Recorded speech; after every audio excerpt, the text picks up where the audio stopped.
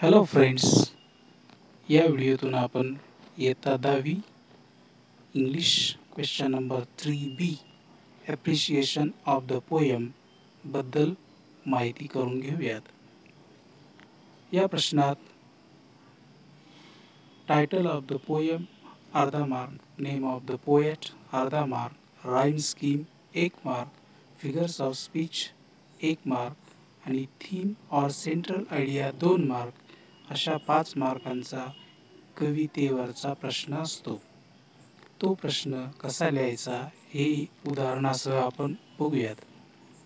पहिली कविता अ teenagers prayer, इयत्ता 10वीच्या पुस्तकातील.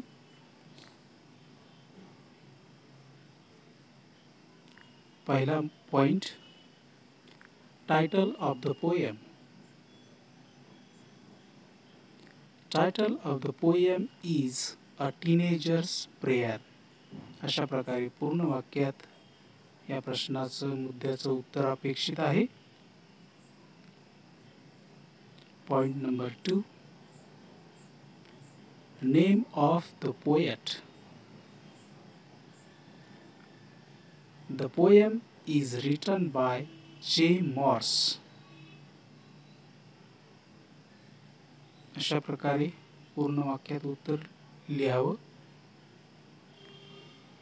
Third point, rhyme scheme. कवितेची जी राईम स्कीम आहे ती या ठिकाणी लिहायची. Rhyme scheme of the each stanza of the poem is ABCB. Fourth point, figures of speech. कवितेमध्ये वापरलेलं कोणतंही एक फिगर्स ऑफ स्पीच या ठिकाणी लिहायचं आहे. माहितीस्तव या ठिकाणी फिगर्स ऑफ स्पीच आणि त्याचं एक्झाम्पल्स दिलेले आहेत. For example, inversion and example, decisions I must make. Number 2, alliteration, travel down the darkened road. Number 3, apostrophe आणि त्याचं उदाहरण आहे, please open up my eyes dear lord. Number 4, metaphor and example is I can choose to take the road of life. Number 5, theme or central idea. या मध्ये विद्यार्थी त्यांच्या मताने कवितेचं theme किंवा सेंट्रल आयडिया लिहू शकतात. Theme or central idea of the poem is that God is always with us and He guides us to live our life in a good and perfect way.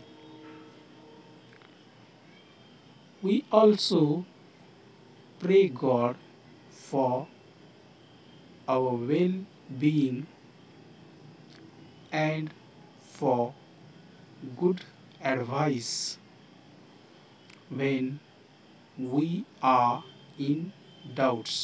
अशा प्रकारे तुम्हाला जे योग्य वाटेल ते थीम किंवा सेंट्रल आयडिया कवितेची लिहू शकतात. साधारणपणे अशा प्रकारे कवितेचं ॲप्रिशिएशन लिहिणं अपेक्षित आहे, जो प्रश्न 5 मार्कांसाठी आहे. Thank you for watching the video. If you like my video, please like, comment, share and subscribe my channel. Thank you very much.